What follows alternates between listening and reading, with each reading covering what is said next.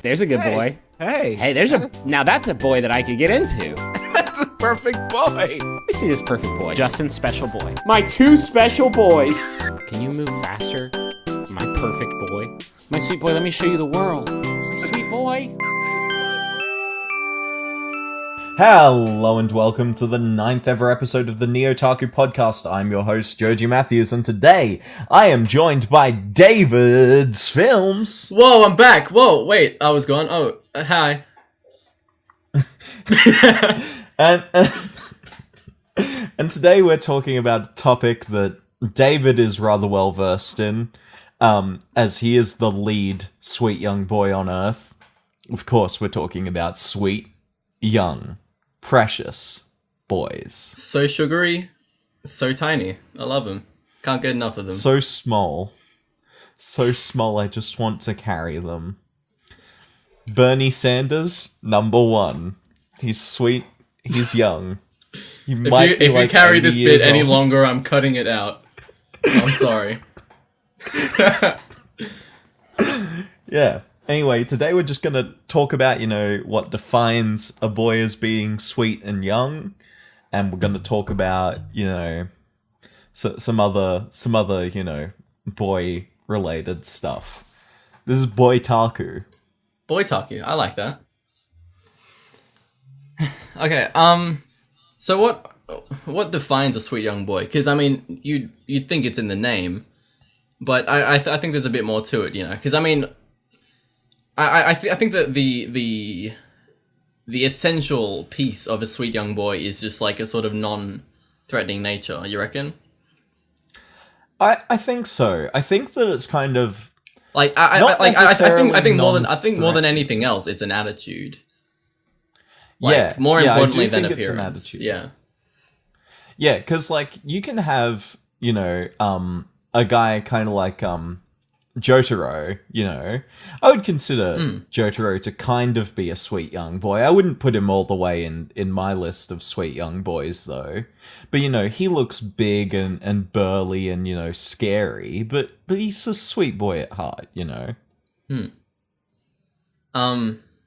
God, I really should have fucking, prepared, what constitutes a sweet young boy. Actually, I did. Yeah, I mean, a young boy, they gotta be young. I think that the most important part of the sort of attitude would be good intentions, because out of my sweet young boy list, the sort of tightest thread between all the boys is that of course they're young, but they have they're always well intentioned, they're always very kind and honest to the people around them, they're very forgiving. Yeah, I think the thing that kind of ties everyone together in my list is that they want to help the people around them. They want to be good. They want to make good stuff and do good stuff. Yeah. I don't think we can drag this this segment any further, so shall we just get into our list? Yeah, I think you should list yours off first, because sure, we'll go through mine and then yours. More thought out. Yeah. In no particular order. First is Deku, or Izuku Midoriya from My Hero Academia. He is I'd say he's the ultimate sweet young boy symbol, especially in anime at the moment. Cause he's just so dedicated to his own personal improvement, and which is just actually a genuinely really an admiring quality, Yeah. Yeah, he knows he didn't earn his one for all power, and he's doing everything he can to get stronger and really come into his own as a hero and everything like that. And it's admirable, and it's just great how he is also such a fanboy at heart.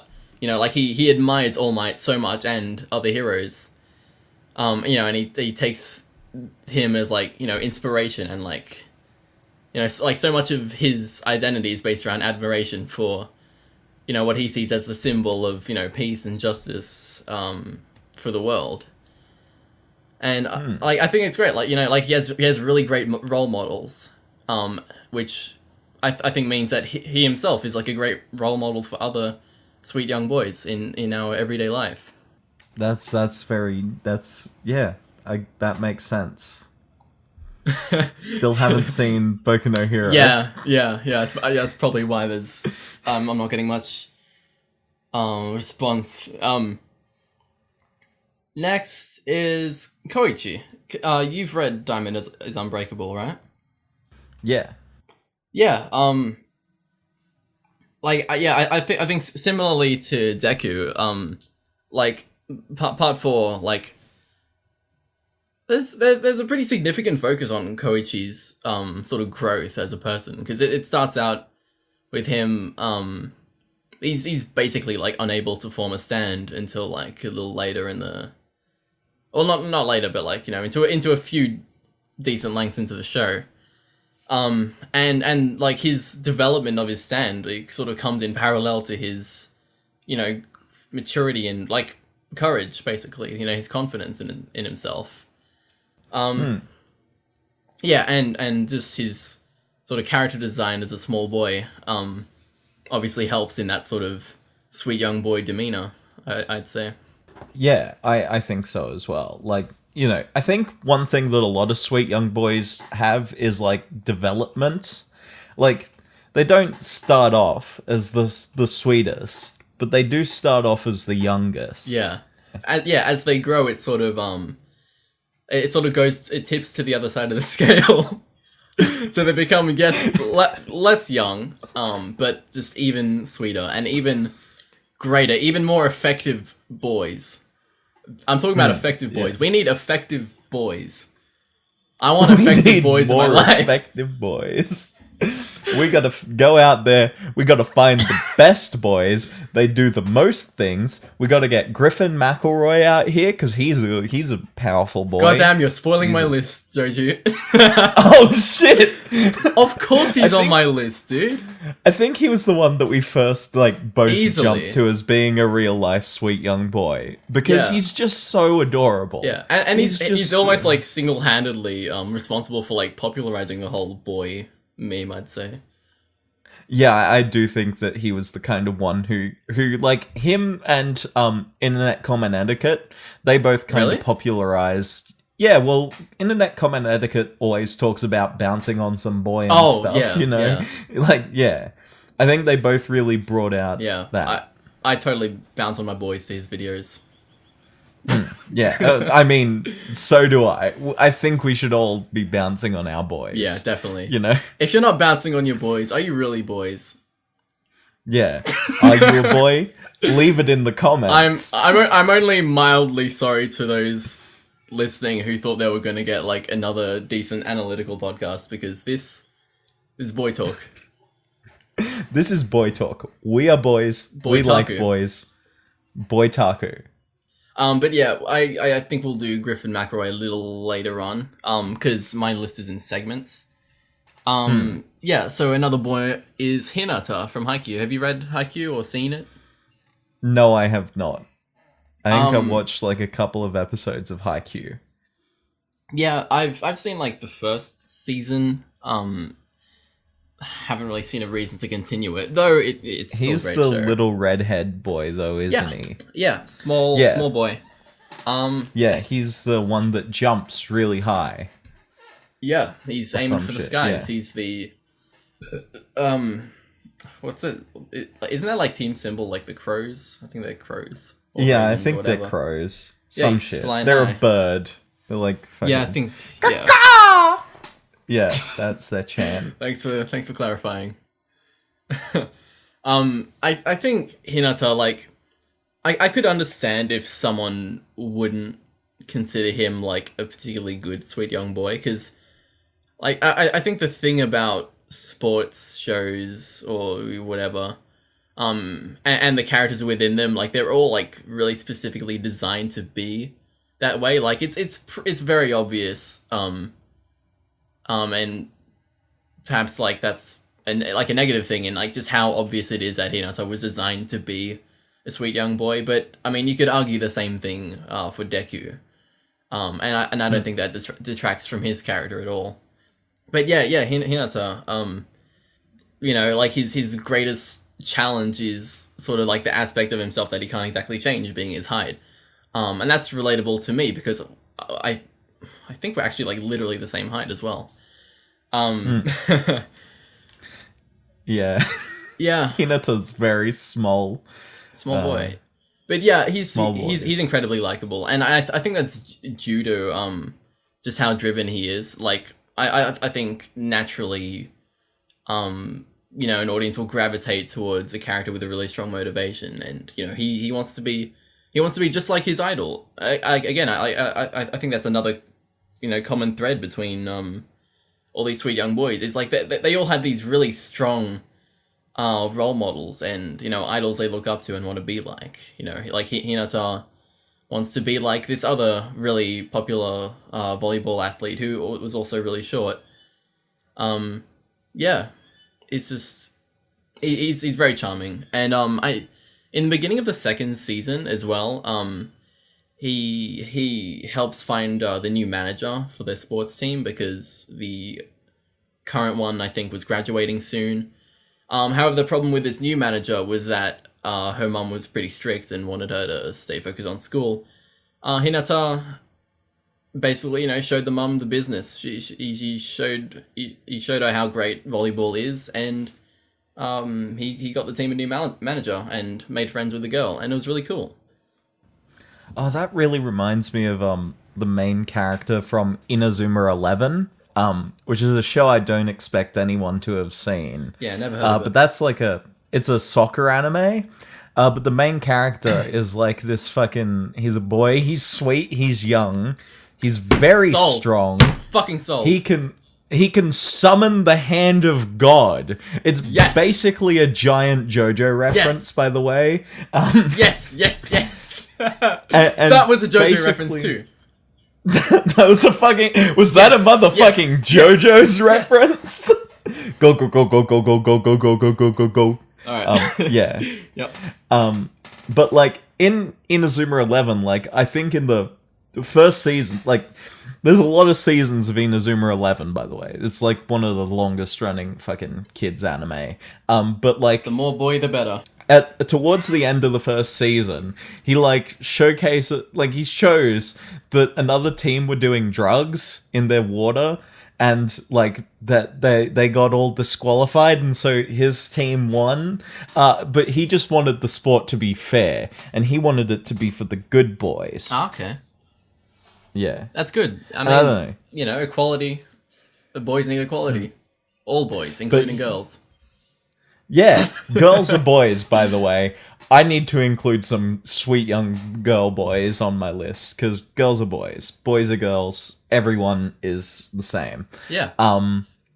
But yeah, like, the thing is about the main character of Inazuma 11 is that he, like, shows the opposing team how good he is at soccer, and, like, are just... without drugs, and, like, they come to the same level of power as he does, but he is clean, he is strong, he is sweet, you know, and that's the power of the God Hand. Sick. Sick tangent. Yeah. Simon, Gurren Lagann. Oh, I mean, there's no one sweeter or younger than him. Yeah, like, the incredible thing about Gurren Lagann is that, like, it's got everything, and it does what it does so well that it's the best like, everything in Gurren Lagann is the best example of what it is. You know, like, as a coming-of-age story, Gurren Lagann is the grandest and the most effective one there is, and as a, you know, a hero's journey, it's got everything. It's like, Gurren Lagann is such a perfect show, and so it's only natural that Simon is, like, such a, you know, perfect example of the sweet young boy. Again, he has his idol, Kamina. He's not particularly driven, like, towards the beginning of the show. He's really sort of, you know, pushed from behind from Kamina, but, like, I think that's the point, you know, like, he sort of, you know, grows into his own and, you know, gains his own, you know, driving inner force, you know, to we'll do the impossible, roll, fight see the invisible power, see the do it and the beer. touch the untouchable. Row, Look, fight the power. I've been awake since last night. I'll make that clear now, if it wasn't already. Oh,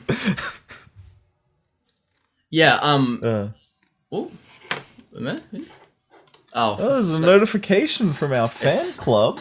Yeah, check it out at the link in the description. That we Mirage is streaming right now. Wow. Thanks, Mirage. Orange. Actually, I'm gonna... Okay, yeah, I've gathered my thoughts. I'll just continue. Simon, what perfectly cements him so well, like, you know, as a character and as a boy, is the incredibly iconic scene. I don't know if there's really a name for it, but I mean, you can find on YouTube, just Gurren Lagann, Simon becomes a man. And it's the scene where he's back from, he's sort of recovered from, spoiler, Kamena's death, and he's standing on his Lagan, he's got his Gainax pose, and he's just saved Nia from the Spiral Beast people. And he's got this whole big speech about, I'm not my brother, I'm not my big bro, I'm me, you gotta deal with it, I'm gonna do things my own way. So like he looks up to Kamina so much, but he acknowledges that he isn't Kamina, and he can't be, even if he tries. And I think that's what turned him from a sweet young boy into a sweet, great man, a sweet, mature man. And he became a strong boy, a big strong boy. Yeah, and I think so many of these justifications for these great sweet young boys are just what makes good characters, but really, I can't fucking emphasize enough how great Simon is. Yeah, he's good. you got nothing more on that? I got this. Simon, good boy. I love him. He's mine. Good point. Obviously, Mob from Mob Psycho. I think he sort of represents a bit of a different type of the sort of sweet boy in anime. Particularly because he's just very reserved and he doesn't express himself particularly well, which makes him really endearing. And obviously it's great characterization that his sort of greatest flaw is his inability to communicate and express himself. And I think what also really makes him so endearing and appealing as a character is I think it's in the small ways that he expresses himself, like the small little offhand comments he sort of makes to himself, or just his just general reserved demeanor. It's hard to put into words, but yeah, I think he's just a great boy. Mob is good. He wants to do shit. He wants to do good shit. That's a good most point. Importantly. He actually is. If you want to, no. He's helping people. He's going out there. He's saying, you know what? Even if Reagan is a little bit of a dickbag who kind of scams some people out of his money, at least he's giving them actual massages and shit, Whereas, Reagan's a good boy too. He is. Reagan is a good boy. Yeah, a great thing about Reagan is that, he's a fucking scam artist, but the greatest thing about the work that he does is that he does still give his customers what they want. If their shoulders are stiff because they think they're possessed, he'll just give them a massage and make them feel better. Even if he's not going to actually exercise their fucking shoulders. Yeah, and I think that him, and also similarly Mob, goes out of his way to help people and sort of show them that psychic powers aren't everything. Reagan and Mob both put so much effort into improving themselves and helping other people that they're great boys. They are just really good boys. Yeah, I think a really good boy doesn't just want to help themselves. They want to help the people around them. Yeah. They want to make the world a better place. And I think Mob and Reagan both really embody that in, like, one of the best ways, you know. Mob's straight up fucking smashing all of these psychics who think they're above normal people. It's good shit. Great. It's great shit. It's my 100th highest rated anime on my anime list. Is Mob Psycho 100. It's 100. Hey. Pun. What do you reckon? Punpun's pretty... Punpun as a kid is pretty sweet. Yeah. He's... As an adult, he's a very, very bitter and shut off adult. But as a child, he's very expressive. And that's sort of what I liked about him. Yeah, as a baby, Punpun's just kind of like... I want to learn. I want to be I want to do good things. He looks up to the stars. He wants to go to the stars. He wants to fly, you know? And that's just the beautiful thing about him. And I mean, you've already made a video about Punpun and why he's so sweet. Like... That's a link in the comments. That's where it is. Always there. Always waiting. But yeah, like, I think... like the earlier parts of Oyasumi Punpun, like with Punpun as a child, really like so perfectly represent like a sort of child's mindset, like especially one, you know, in the situation that he was in, like with, you know, divorced parents and a mother in hospital and an uncle taking care of him. He understands so little of it. But he knows something's up and he doesn't like what's happening around him. But yeah, like he's sort of like as an imaginative child, he comes up with his own, you know, explanations and, you know, his own sort of solutions to things, which tend to revolve around taking Aiko along to explore space together. That's just a beautiful dream. He's a beautiful dreamer, and it's so heartbreaking that none of it turned out that way. Oyasumi Punpun. It exists to crush your dreams. For real. Yeah. But yeah, those are my anime boys. I could move on to cartoons. I have a few in that category. Yeah, I only have like 3 in my cartoons. So yeah. Or should you do your anime ones and we'll do each category one after another? Mine are both anime and manga, and you know that general. Yeah, go ahead. So we got Moiri Hono from Ali Hono, because as much as he keeps failing to do whatever he wants, as much as he has a shitty work ethic, as much as he doesn't understand that he will literally never be as good as Hideaki Anno, and that Hideaki Anno doesn't even think of him as a rival, he keeps pushing forward, right? He keeps pushing forward, and when you get to that part where he's working on Blazing Transfer Student, and he's just pushing at it day after day after day, and the rep from Shueisha is just keeping on going and turning him down and making him like redo and completely transform the story. And then when he goes to the rep from Sunday, they fucking love it when the Shueisha rep knows that he will never get into that publication. And so that's where the real shit happens. He perseveres. He proves himself. He writes a fucking dope manga, and then that gets adapted by Gainax in like the 1990s. And that's good shit. Yeah.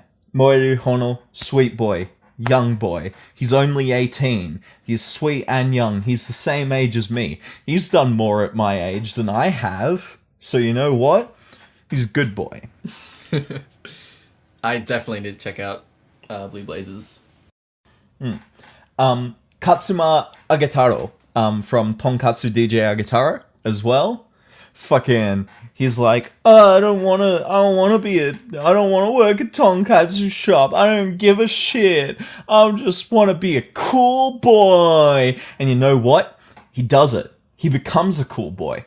But Sick. you know what he fucking does as well? He What? works at a tonkatsu shop. Fuck he works with yeah. his dad. He Yeah. makes shit. He Yeah. learns shit. Yeah. He understands that there is a interconnection between disciplines. He's really a portrait of the interdisciplinary artist in the modern era. He's a fucking cool boy. You know, he's absurdly gifted, you know, but he doesn't know that where his gift really comes from is from the lineage of what he does, you know. It comes from his trade. It comes from working at his dad's tonkatsu shop. It's not something that he could just naturally have, you know. And as he learns that, as that emerges to him, he becomes dedicated to both the act of DJing and that of making good fucking food. Also, I want to eat at Shibukatsu, because that just seems like the best fucking place to eat. Yeah. Again, I haven't seen it, so I wish I could, you know, discuss that with you, but, you know. Yeah, you need to go anime's, fucking watch some anime. It's a hard knock life, being an anime watching. Tachan from Touch. He's cute. He's small. He's a junior high boy, and he doesn't understand that the only difference between him and his brother... Well, no, his brother is more gifted than he is, right? But Tachan always tries... I mean, like, after the first 2 episodes, he always tries to do as well as his brother can. You know? He wants to win the affection of fucking Minami, who's also sweet, and she's also young, and she's also a boy, in my books. Minami, my real wife. So, like, Yep. he's trying to get good grades and shit? Or... No, he's trying to do good at sports, primarily. Okay. Yeah. Because, of course, it's by Adachi Mitsuru, so it's about baseball, because that's the only thing he ever wrote about. But yeah. It's Right. good. I like it. Sweet. Astro Boy. I don't think there's much It's in that the needs name. to be said. It's in the name. Boy is literally He's in the the name. He's an astronomical boy. He's a boy of astronomical scale. He can be a boy in space and on the ground, and he's a robot and he's a human and he's a boy. What more can you want? Yep. That's he it. he fights for robot rights. He protects the humans. He attacks. He does everything. He's a good boy. He attacked. He protect. And He attack. Yeah. I was Yeah. waiting for that one. Yeah. Yeah. I don't think there's much more to be said about Astro Boy. He's good. Yeah, he's basically a classic kind of hero. Yeah. in sort of Japanese animes, isn't he? Yeah, he is. He's 1963, first television anime. Wow. Big boy. Big boy in my heart. Naota. Naota is sweet and young. From Fully Cooley? Yeah, from Fully Cooley. Yeah. Like, while he's a bit of a cynic, right? He's a very salty boy. That's his greatest flaw. He's a salty boy, Yeah. but, you know, he learns to love That's true. what's, you know, cool about the place around him, you know? He starts off, he's like, oh, this place is so boring and it's bad and Nothing stuff. ever happens here. Yeah, but by the end of it, you know, he turns into, like, just a strong, independent boy. I think the greatest thing about him is that he turns into himself. Because he starts off sort of emulating what he believes an adult should be, which is, you know, a busy, you know, quote unquote busy, you know, cynical dickhead. And then he really becomes what he should have been all along, which is just accepting his youth and enjoying it, you know, and what do you call it? You know, relishing in his young days and having fun as a boy. Yep, he just wants to, you know, he starts off, he's like, oh, I don't want to have fun, you know, there's this girl who likes me, but like, Fucking you Chad. know. God damn, Chad. Chad doesn't know He's what a- he's got. God, He's a Chad. He's a fucking Chad. And we should admire the Chads. We should praise the Chads more, right? Chads are accepted in society when Oh we god, I've are derailed not, you this. know. I've derailed it all. Chads, they watch Attack on Titan and Yuri on Ice, right? But real them. boys. I hate those Chads. Yuri on Ice is bad. Ugh. But us real boys, we watch Fully Coolly, you know? Yeah. What the fuck is the name of the Russian kid in that show? Yuri? No, the kid, like the angry, edgy one. Oh, the one that makes them all pedophiles. Yeah, what's his name? I don't fucking know. What's his goddamn name? I need to look at his fucking name. Yuri. Because I need to get this Yuri on Ice characters. I do think that the main character from Yuri on Ice is sweet, but Yeah, he's not he's young. Yeah, he's not quite young. Though in contrast to Victor, his mentor, and again his idol. Oh, actually, yeah, you were right, Joji. Yeah, Yuri Plisetsky. Yeah, see? There's two Yuris. For some reason, like, the entire, like, premise of the show just, like, escaped me, and I forgot his name was Yuri. Yuri is 15 fucking years old. You're all fucking sinners. Stop shipping him with a 30-year-old man. You're all fucking sinners. Stop sinning. Stop shipping this young, angry, fucking idiot kid with 30-year-old dancing guys. I hate it so much. He's 15 and you're all sinning. Stop it. We must Stop cleanse this. the sin from our hands. They're all goddamn. You're all going to hell, and I'm gonna be up in heaven, and I'm gonna be like waving at you, like, hey, what's up? Hey, remember that time you shipped a 15-year-old kid with like a guy twice his age? Yeah, that's why you're down there, and I'm up here because I didn't do that. Never shall the blue depths of Neptune's oceans wash this filth from my hands. That's a fucking Shakespeare quote. I'm glad that I got to bust that nut. Right. Yeah, I busted my Yuri on Ice nut. Where were we? We were talking about Naota? Yeah, Yeah. Naota. How did we but I get there think yeah, whatever. Yeah, go on. I said that we real boys, we watch Fully Coolly and stuff. Unlike those Chads, because we were That's talking right. about I fucking Chads. Chads. Okay, no. the bit's over. Yeah.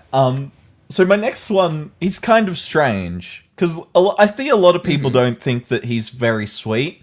But Monkey D. Luffy, like I think he's sweet. I don't know. I haven't seen One Piece at all, unfortunately. Shit. Yeah, man. I mean, from from clips I've seen and like maybe one episode I saw on like free to air TV like a decade ago, he seemed cool. He seemed like a fun-loving kind of Naruto. He seems cool. I don't know. I don't know. Like he's a fun boy. He goes out. He helps people. He's a pirate, sure, but like he goes out. He's on a quest, right? He wants to find the One Piece. That's all that he's ever cared about. But he finds friends. Those friends find friends, and they're just all friends on a boat, headed out across the ocean to have fun. Yeah. And get rich. Yeah. And swole as fuck. Yeah. Like, yeah. Okay. Nabi from There She Is. Nabi's a pretty cool boy. He's a cat, and he just does shit. He's just cool. He finds the girl, and they fall in love, and that's cool. Yeah. And they're like cutesy, like rabbit kind of people, aren't they? Yeah, like, they are. Sort of anthropomorphic flash animation people. Yeah, it's cute, definitely. Mob, I think we've already talked about Mob enough. He's just very sweet, very young. Yeah. Next one, very controversial pick. Ooh. Shinji Ikari. World's most controversial. Yeah, I definitely saw that coming. Yeah, go ahead, man. Let it all out. He's my boy. He's a good boy. You know what? Shinji Ikari, gets forced into the fucking military, into the Yeah. secret military. He didn't ask for any of this. Yeah. Yeah. Like his dad just straight up is like, yo, fuck boy, get over here. And you know what? He does yeah, it. he thinks he's getting a booty call. He's like, oh yeah, I'm getting it up with daddy tonight. And then he's like, oh shit, I'm actually gonna have to like risk my life. You know, he sees Iron Army Ray lying there, bleeding after the shock of the Angels' attack, right? And you know what he fucking does? He gets does it. in that fucking robot. He gets in the robot. Yeah. Fuck. And you know, he gets, like, when the Ava's arm gets broken, he feels all that pain. When the Ava is getting hit in the fucking eye over and over again, he feels that shit. You know, like, there's empathy between the Ava unit and the pilot on a physical level, not just on, you know, that mental level. And so, like, he's feeling this shit, and he becomes a better person through it. He sees the world in a new light. He understands by the end of episode 26 that connecting with people is what he needs to do, instead of just assuming that people will come out and connect with him, you know? He sees Asuka out there doing way better than he could ever do, and you know what he does? He steps up his game, you know? Shinji Ikari, good boy. Shinji Ikari, smart boy. Great boy. Great boy. Best boy. Best boy in all of anime. Yeah. Anyway, that's all my anime boys. All right. My last anime boy is Aang. I'm popular. Aang the Airbender. Cause he. Oh shit, that's from a Japanese anime. But yeah, I mean, if you've, you know, everyone's seen Avatar, it's so self-explanatory. He's helping the world. Aang, he's scared as shit, honestly. He doesn't even know what the fuck to do for like half the show, even like the whole show, because like he's born with this destiny to save the world, restore balance. He doesn't know what the fuck to do. He's scared out of his mind, you know. But he's with his friends. Fucking baby. He's 12 years old. He's 5 years old. Like, holy shit. Yeah. Right. He may be over 100 years old, literally, like, because he was trapped in a fucking orb. But physically and mentally. Yeah. He's a boy. And, he's a baby boy. Yeah, and I mean, in the space of, like, less than a year, like, in the space of a few months, he has to master every element. And, I mean, from the start of the show, he could only do airbending, and that being said, he was an airbending master, he had the tattoos. But he knew next to nothing about the other elements, earth and fire and earth and water.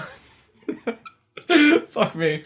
But yeah, he has to master all the elements and then take down the entire Fire Lord, who's gonna be like supercharged because of Sozin's comet. He has to fight him, he has to stop him, and everyone's telling him he has to kill him too, and he can't handle that. Like, he does not want to kill because he's such a peaceful boy. Like, he spends this whole show helping people grow, and they help him grow. And you know what? He finds a way to stop Fire Lord Ozai by taking his bending. He doesn't kill anyone, and that's great.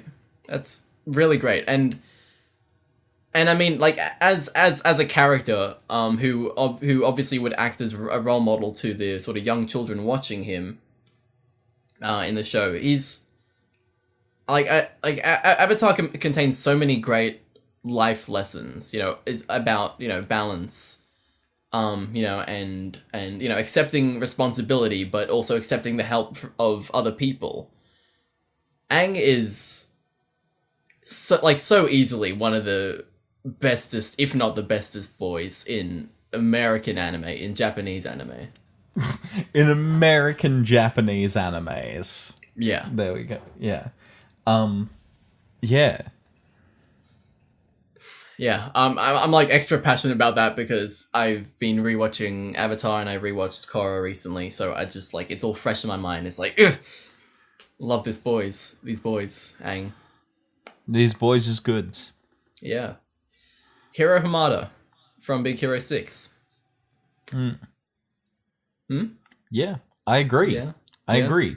He's sweet. He's young. He's gifted. He's so gifted. And I mean, He's alright, Kanye West. He's so fucking gifted. I just needed time alone with my own thoughts.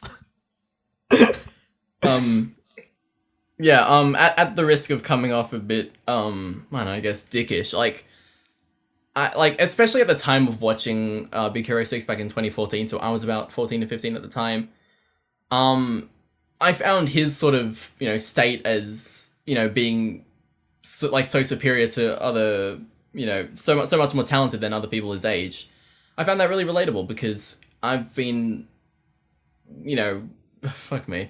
I've been working on, animation and graphics and 3D animation, 2D animation and art and writing and filmmaking for fucking years now. And I mean, it's sort of undeniable that I'm one of the best of what I am in my sort of area, especially within my school where only one or two other people are really as passionate about media and creating things. So I found that aspect of Hero relatable, and I genuinely do see him as kind of a role model, and I want to do my best and create the best things I can and make my great inventions and robots and stuff. Speaking of robots, I made a robot and an animation. It's called Shelter, and it's on my second channel, but it'll be on my main channel soon. When it's finished properly, it'll be I need on to the clean main it all channel. up. But yeah, we'll cover that because that's also on our list later on. Yeah, Noodle is on my list. Yeah, Hiro Hamada. He's got his idol. He's got Tadashi, his older brother, and he has to deal with the loss, and he has to, grow as a result of that, and and deal with his grief, and you know what, it's just really fucking cool that he makes cool shit. There's not much else other than what I've said, really. It's just, Big Hero 6 overall is just so cool to me, and I love it. I love Hero. He's cool. Big Hero 6, one of Disney's better movies. Yeah, and by extension, Baymax is fucking amazing too. He's so cute. Oh, Baymax is my boy. Yeah. I want so to be cute. Baymax, actually. He's big. He's cute. He's fucking adorable. Yeah. He protect, he attack. Sorry, I had to force that meme in there somehow. Yeah. But yeah, he good. Yeah. Steven Universe. Hey guys, I'm Steven. Welcome to my universe. He's great.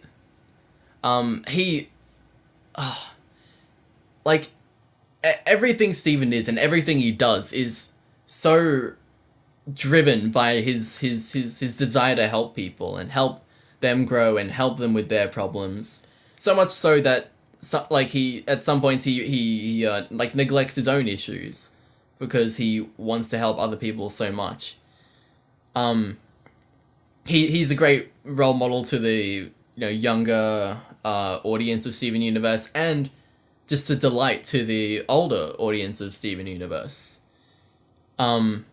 He has to deal with a lot of pressure, similar to, say, Aang from Avatar, because he feels he has this whole destiny with him being a descendant of Rose Quartz, on top of that, he feels a lot of guilt with the fact that the very nature of his existence means that his mother isn't around anymore. She's not alive.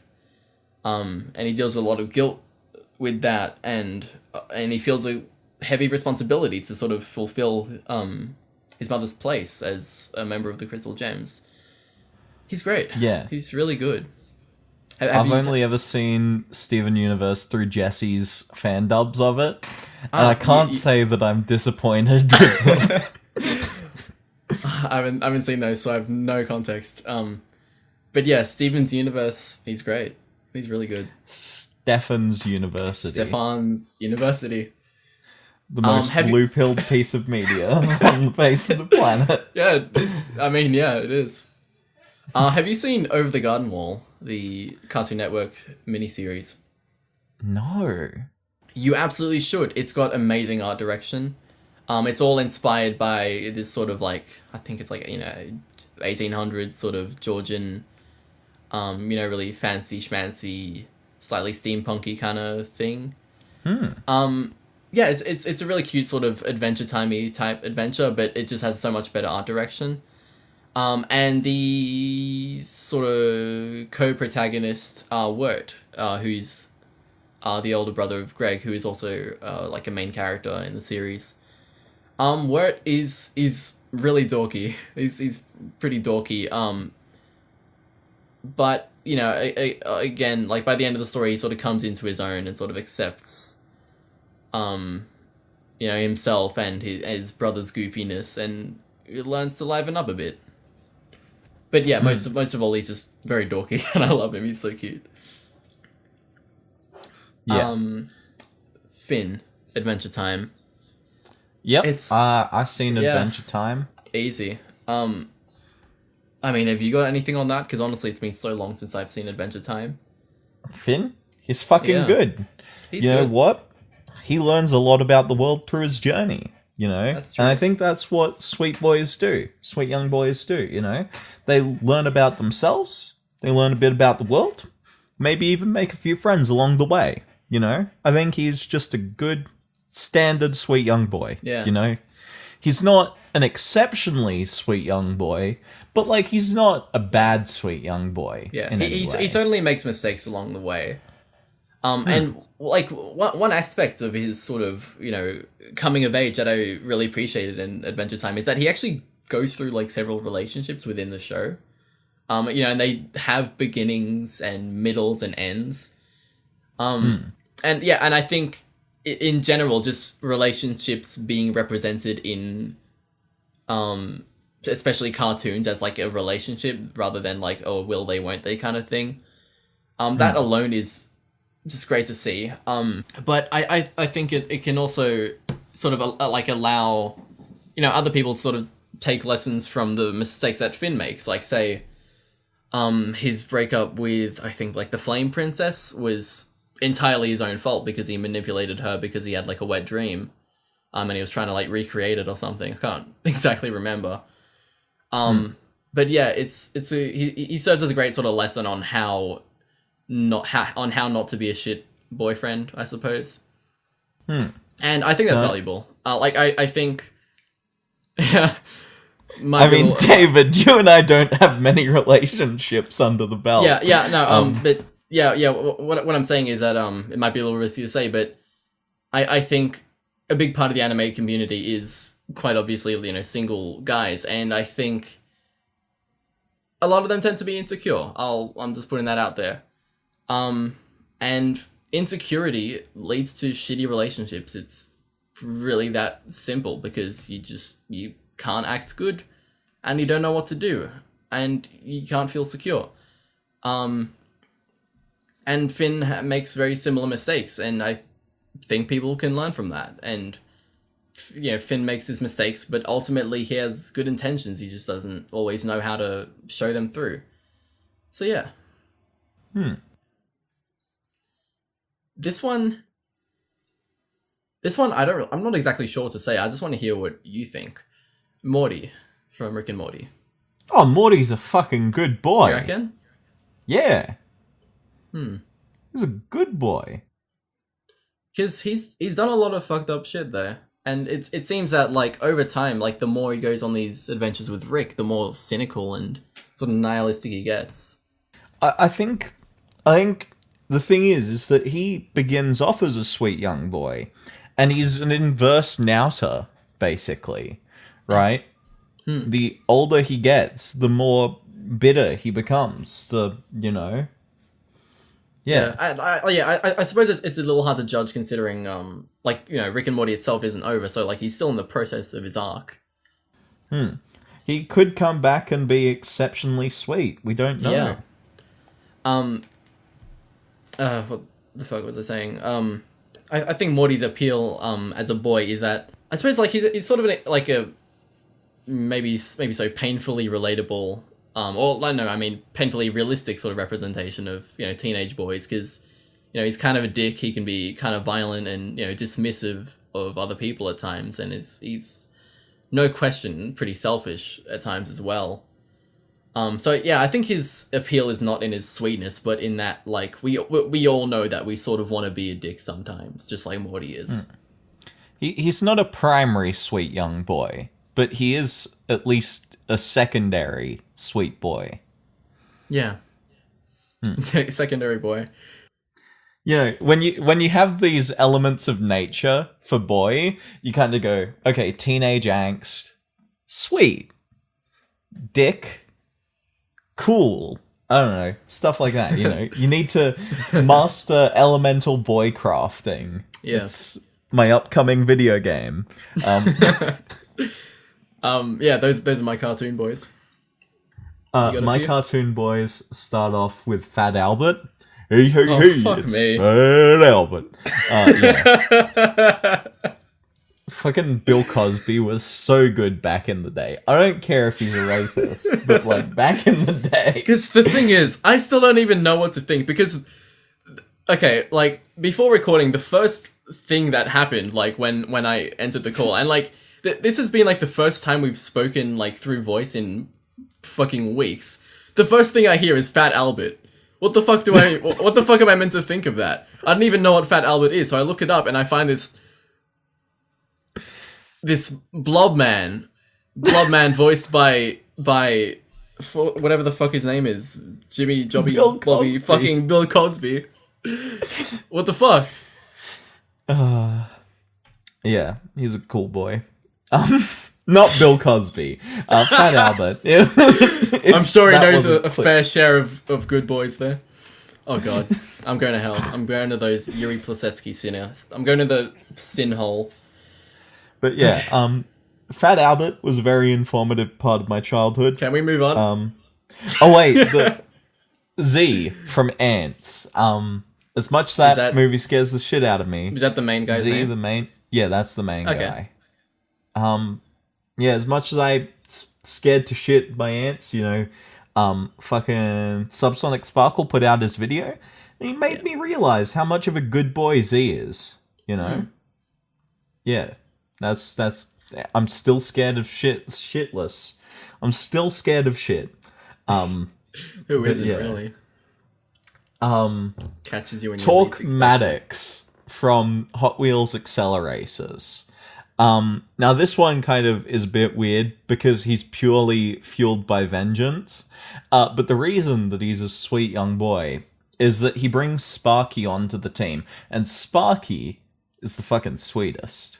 He just does repairs. He's a mechanic. He's a good mechanic as well, Good. Noodle. Noodle's a sweet young boy. Oh, we're going straight there? Yeah, I love Noodle. Okay. I count him as a cartoon character. Okay. Yeah, so Noodle's like the main character of an animation short that I made and semi-finished recently for my high school, for multimedia for my high school. I spent many weeks working on it, and Noodle, yeah, dude, go ahead. Honestly, I can't talk. Like, from the initial animation test you did for Noodle, like, where he's got walking through the library and he, like, turns on his head to, like, make a light. Like, that was just the coolest fucking shit. Yeah. I love Noodle. Like, Yeah, I just sort of wish I could have used that idea, because using a screen head as, like, a torch is a cool thing. Yeah, yeah. like, he's just cute. He's cute, and, from watching, like, the entire process of David basically making this short, like, Yeah, I basically documented the whole thing on, like, Twitter, like... and on your blog. Yeah, my Tumblr, yeah. Yeah, follow David Solm Art, tumblr.com. There's a link, there it is. Yep, it's everywhere. But, like, Noodle, he's cute. He's nice. Yeah, he's like an inherently appealing design, because he's made up of basic shapes, but he does fit like that humanoid shape, which just inherently makes him endearing, Also, that scene where he is using the phone too fucking good. I love that scene. Yeah.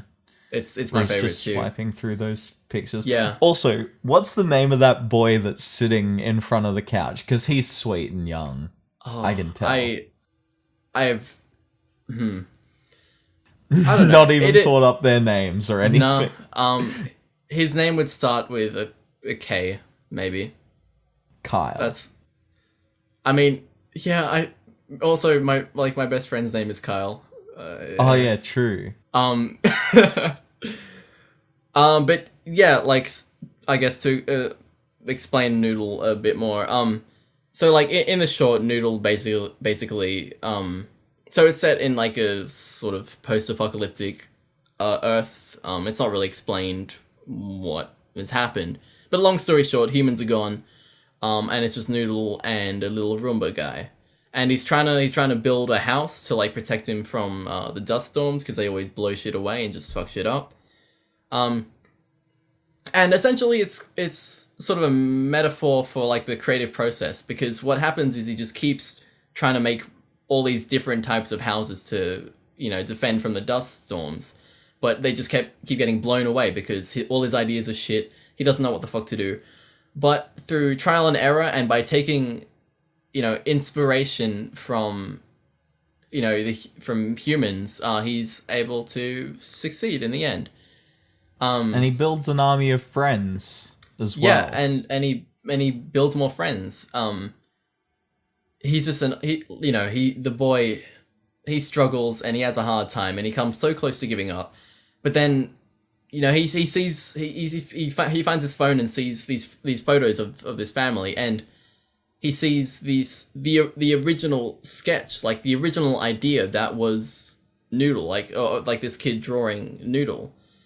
And so he thinks, he's like, holy shit, so, someone came up with an idea for me, and I'm here and I work.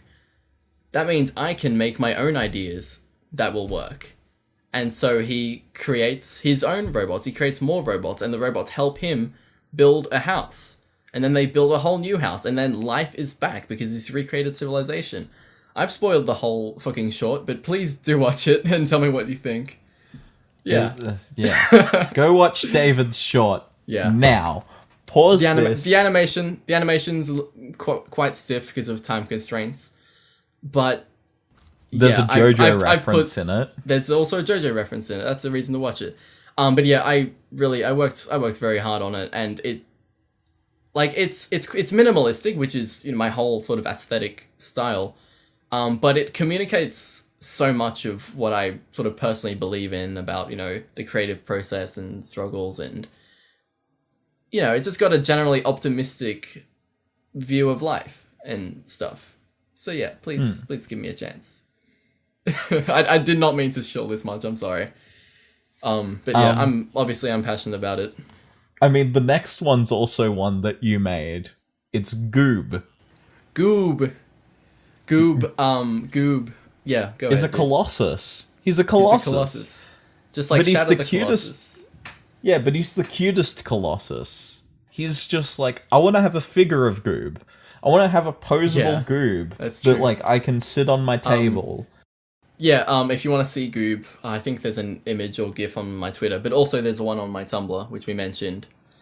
I honestly, I can't really explain it, but I really like long arms.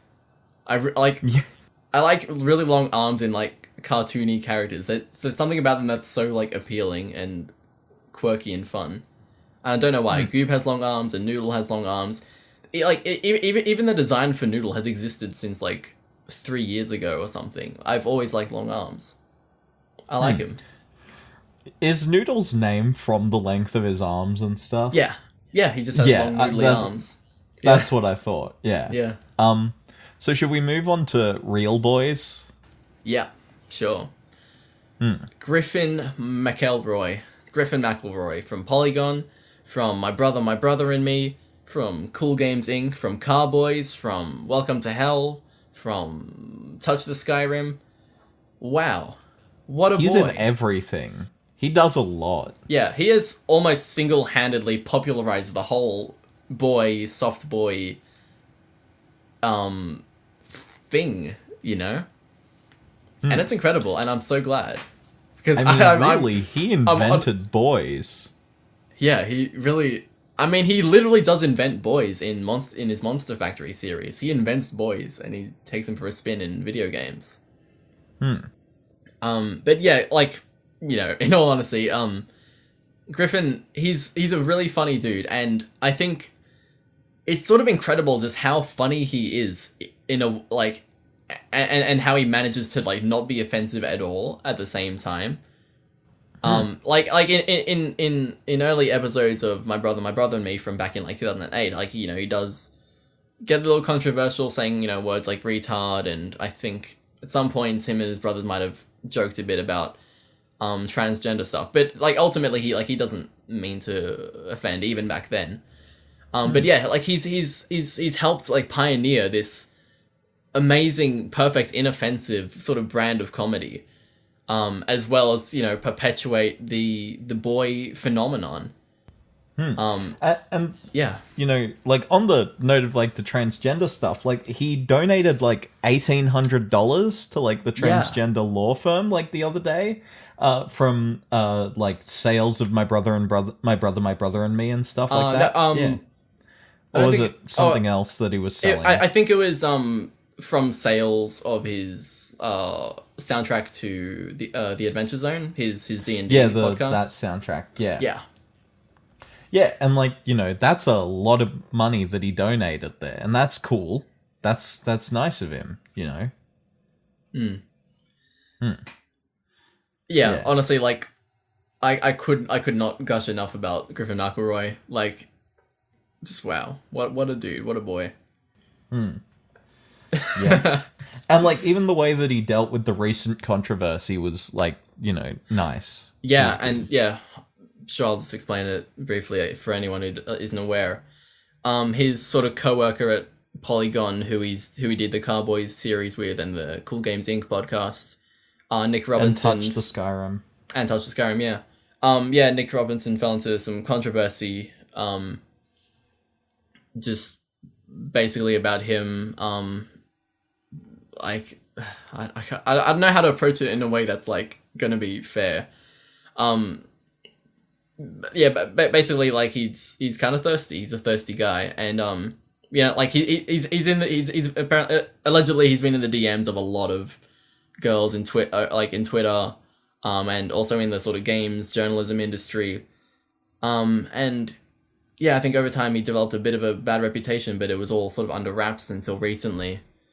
He has come out with a big long statement about it, and saying sorry, and, like, he does. The biggest issue was that it's seen as, like, a sort of abuse of his power as, like, a popular social media figure.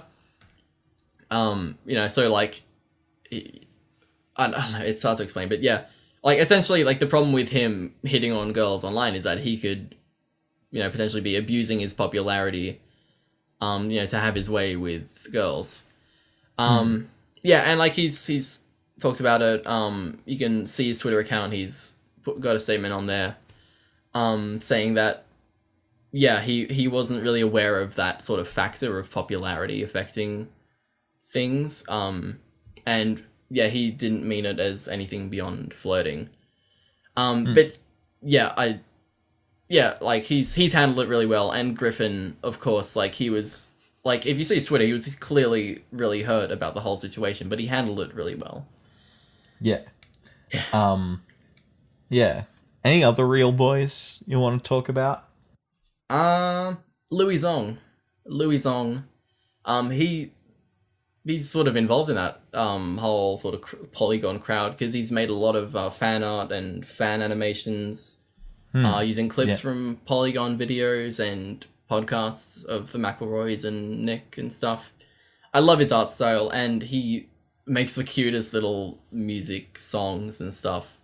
I've become, like, such a huge fan of him, like, over the past couple of weeks, and yeah, he's just really inspiring, because he just has, like, a really positive vibe, like, his art and his music. It's always really cheerful stuff. And he, I believe, storyboards for the Cartoon Network show We Bare Bears, which is also like an inherently cheerful, sort of cute little show. I love Also, it. He's a We great Bare boy. Bears is like the best Cartoon Network show. It is so cute. It's great. It is just fucking cute, and I want them. I want They're great my boys. they Grizzly, are. Ice Bear, and I don't know, Panda. Is that his name? Black White. I don't know. I don't know if Whatever. they call him Panda or something else. I don't know. Maybe his name's Yeah. Tom. I don't know. He's got a fucking name. He's a cute boy. Yeah. They're all cute boys. I love them. Yeah. I don't really have much to say on it, but Justin Roiland of Rick and Morty, and the voices of Lemon Grab, and some other characters. Yeah, no, Justin Roiland's a so cool he's dude. so silly. He's such a cool and genuine guy. He works really hard.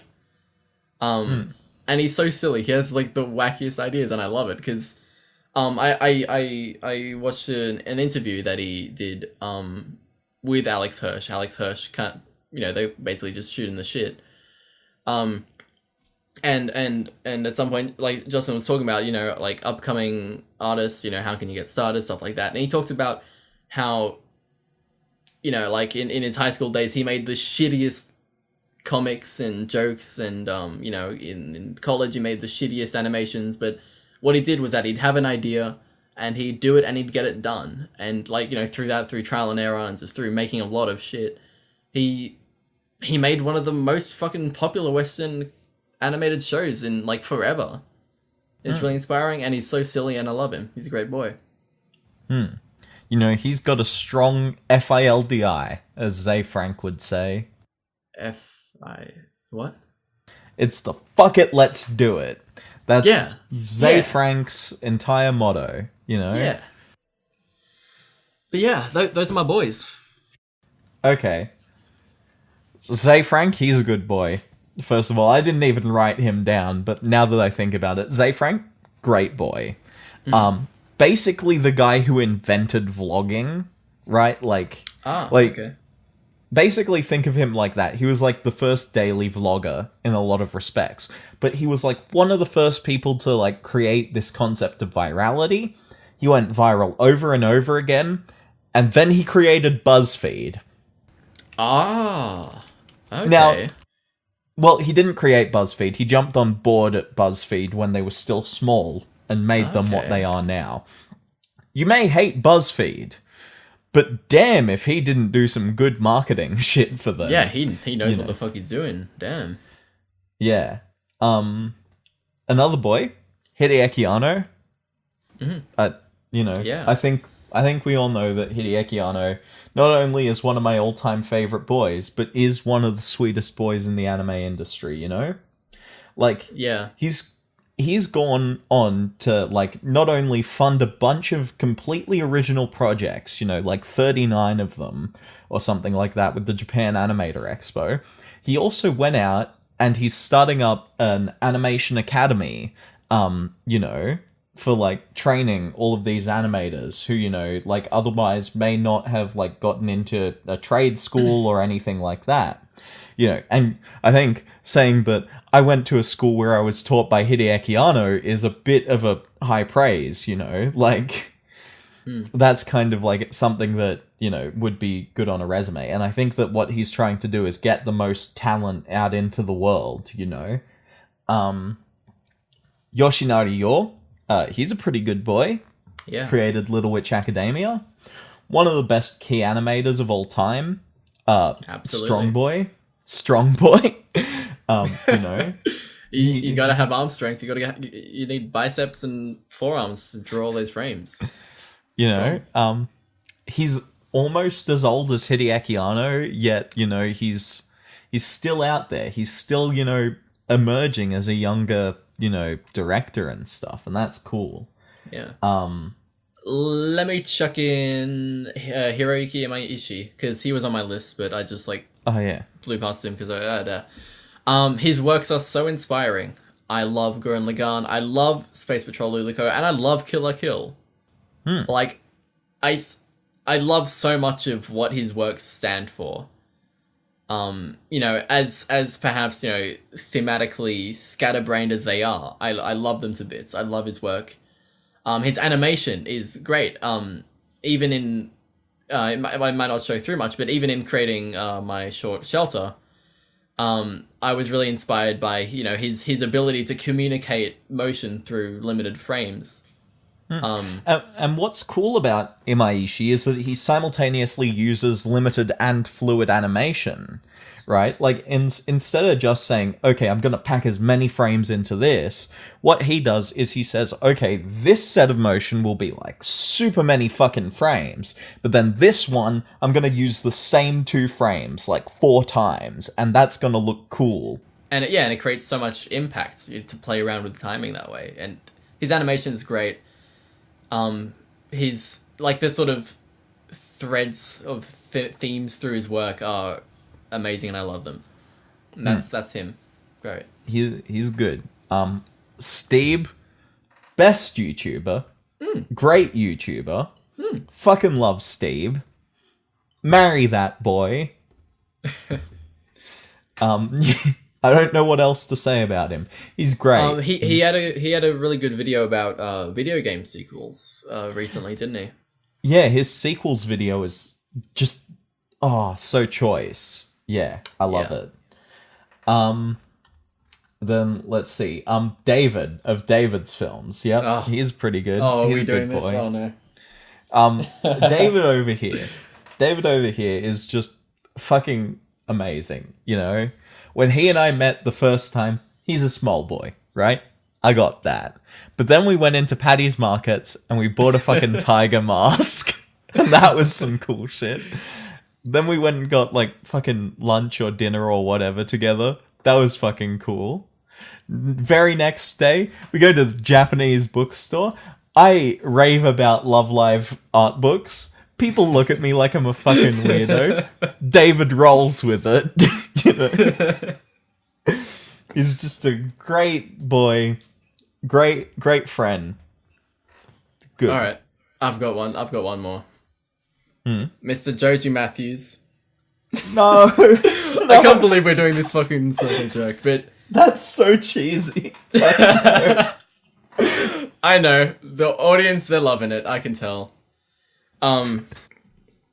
Dude, like, you're so clearly passionate about like everything you do, especially in the whole Anitube sort of business. Like, God, I don't even know if I can like name a day where you haven't talked about Evangelion and Hideaki Anno, because you're so passionate about that, and I honestly find that incredible. And one of the greatest things I gotta say about Mr. Joji Matthews is you like stick up for my work, basically. Like you stick up for me, because like I'm a little reserved when it comes to interactions and stuff, especially online where I'm not particularly great at making connections.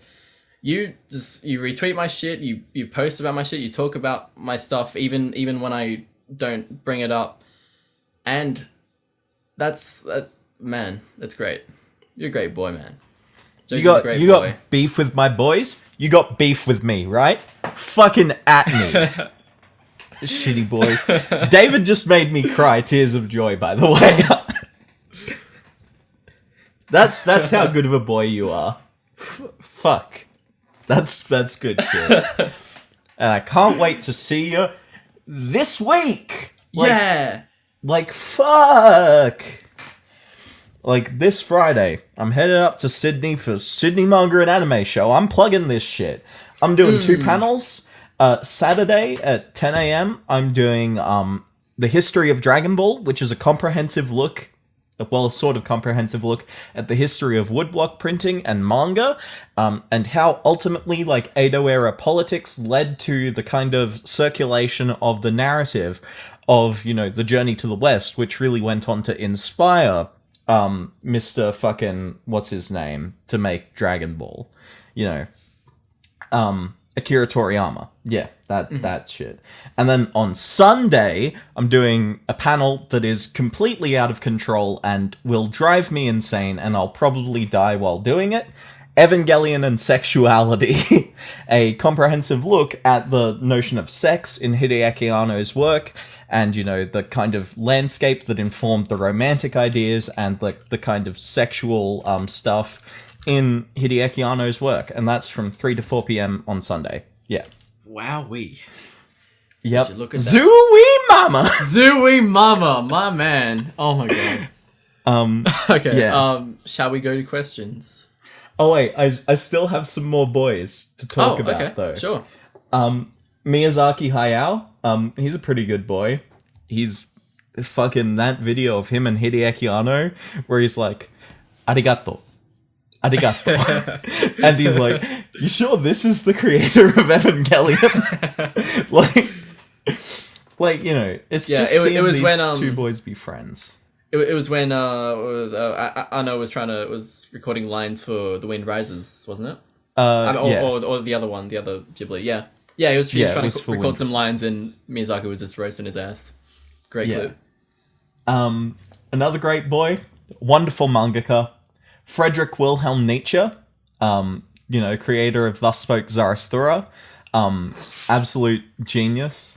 And, you know, on the topic of German philosophers, Adolf Hitler. Look, when I found out that there was a Hitler manga, I couldn't resist. I could not resist the fact that someone had turned Mein Kampf into a manga. Like, you know, and like, they turned, you know, Thus Spoke Zarathustra into a manga. And like, how many philosophical manga are there? Like, I'm curious now. Anyway, I think we should go to questions. Yeah. Have you got them open? Because I don't. Yep. Mutsuo asks, are traps gay? Next. Can you forgive badly written characters just by assuming they're autistic? Wait, say again? Can you forgive badly written characters by just assuming they're autistic? It depends. Like the first sort of thing I go to is Mob. But he's well written. Yeah, Like, he's well written, and every action he makes makes complete sense. So yeah, I don't think you can completely disregard it. But say I did recently read a book for school. It's called The Curious Incident of the Dog in the Nighttime. And it's about an autistic 15-year-old boy as he tries to figure out who killed his neighbor's dog. He is, as far as I can tell, he's well written because like the entire thing is written from his perspective, so he's able to sort of explain his actions. I think the audience could only really understand all of his actions because he explains them, because like he does act a bit strangely due to his autism. I guess Kirito makes more sense if you assume that he's autistic. Yeah, I know. Yeah, I don't think you could write off bad characterization as autism. But yeah, no, but like there are lots of... I think it's hard to say because we just don't have many examples. Yeah. Okay, who is the cutest Neotaku member? I think that one has to go to you. I mean... If we go back avatars, it's definitely yours. Hideaki Me. Anno's best boy. Hideaki Anno is best, yeah. I know, we're all... I mean, best yours in our is own Kermit ways. the Frog, though. Oh, on Discord, yeah. Yeah, on Discord. Kermit, he's a good frog. That's existential Kermit from like months ago, and I love him. Yeah. Yeah. I don't know. Going by Avatar, I guess me. Yeah. Yeah. Yeah. Let's leave it at that. When is Joji's Touch video? When I finish Touch. How long is it? That's 101 episodes. Well, that'll be fun. It's been very good so far, and that's basically all the real questions we got. All right. Thanks for watching this episode of the Neotaku podcast. My name's Joji Matthews, and today I've been joined by David's Films. There'll be links to stuff we mentioned in the comments, and also you can join our Discord thingy. There's also a link to that opened recently. We're having a great time. We're shooting some shit. We're having some banter. We got some red pills, some blue pills. Yep. There's lots of variety, lots of fun to be had. I post a lot of stuff related to like anime that I'm just randomly watching. And so if you want to keep up with like the absurd amount of anime that I watch on a daily basis, I think you should check that out. Or just follow me on Mal. Cuz that shit is constantly updating. Yeah, so thank you for listening, and we'll be back next week, hopefully, and we'll have everyone here, hopefully. Actually, we've changed the schedule. Once every 2 weeks is when we're posting. Once every 2 weeks. That's what's gonna happen. Yeah. This has been the Sweet Boy Special. Sweet Boys. We love ya. Wedgwood and boys. And of course, you, the audience, are the best Sweet Boys. Thank you for listening. See you next time. See ya.